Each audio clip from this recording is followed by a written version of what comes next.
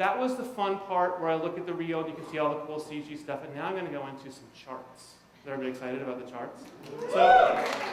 So this chart is kind of describes my visual effects supervisor workflow. I get started. The plate's effed up. That's the first thing I want to know. If no, then I'm just going to take credit for it right away, and then just send it off to the client.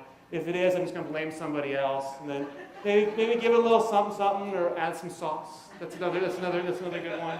And does it look like ass? That's a tough one. If it doesn't, I'm going to take credit for it again, and then over here you can blur it and glow it. That's another really good technique for all the aspiring visual effects supervisors out there. Take that one and put it in your little piggy bank of nuggets you can bring back later. I just kind of wanted to give you guys a perspective of kind of where the visual effects industry is at. So the top grossing movies of all time, 62% of them is what I classify as visual effects films. These are films where visual effects, I think, this is my own personal opinion, plays a super important role in the success of the movie. The main thrust of visual entertainment and popular culture is skewed now heavily towards visual effects and CGI. And so I kind of want to look at kind of how this happened. Change in VFX films, the top 10 box office by year. So I started in 1980, and I ended in 2008. And what I did was I just took the number of visual effects films that were in top 10, and I kept adding it and adding it and adding it and adding it. And it's really interesting what you see, which is, you start here in 1980, and there's 3, and then you can kind of see there's like 3 and 2 and 3 and 2, and it just starts to step up, and I'm adding it together every single time so you can see the amount of change. And then right around here, in 1993, 1994, you see this dramatic sweep in the curve. This was the first computer that I worked with. It's the Indigo 2. Does anybody remember these? It's purple. That shows you how awesome it is, because it's purple. It's 250 megahertz.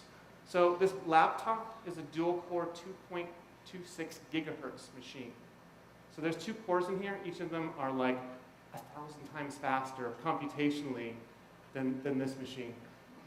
So I mean, you can see kind of how far it's come. And if you kind of look at what I'm calling the barrier for entry for CGI, and I'm just kind of borrowing this term from economics, and again, it's just like wild speculation. It's a good term because you'll see, because it's like what I'm trying to say by barrier to entry is like how much it costs to get into CG. If you were a person who wanted to get into CG at this time in 1993, what would it cost you to get a workstation and start putting work out? Okay, so here it is, the Indigo 2, right? These are dollars, by the way. Right? Okay. So it's $100,000. Talk about today, including software. You can get a nice quad core with Maya, unlimited. 10 grand buys you like an awesome system. This is the computer. It's called the Cray XMP that they used to render The Last Starfighter. Now, do you see this? That's a mannequin. That's the size of the person. This thing's 7 feet tall. And you know that your computer's big when it has like bench seating? It's like a table for 6. It's like what? It's like this thing is huge. It's huge. And then when you start to look at the barrier for entry and include the Cray was $8 million. Okay? $1 million of that was the storage. And that doesn't include the fact that you had to build a building to fit the thing in and have like tons of air conditioning like firing on it, like all the time to keep it from overheating and melting down. So that's $8 million. So here's the Indigo 2 compared to the Cray. And like the quad core, it doesn't even show up. So that's $8 million. So what I did here was like another wild speculation graph that has no mathematical relevance whatsoever. It's just kind of my own kind of visualization of the way this goes. Is that the barrier to entry kind of falls this kind of curve, this kind of like logarithmic type of curve. At the top I put the Cray, in the middle I put the Indigo 2, and at the current quad core I put it down at the bottom. The way it is, it's expensive for a really long time. And then kind of Moore's law kicks in, which is, it says that the computer speed is going to double every year and the price is going to come down. It starts to really slope down, and in the middle here you get something that's like sort of affordable for like a business.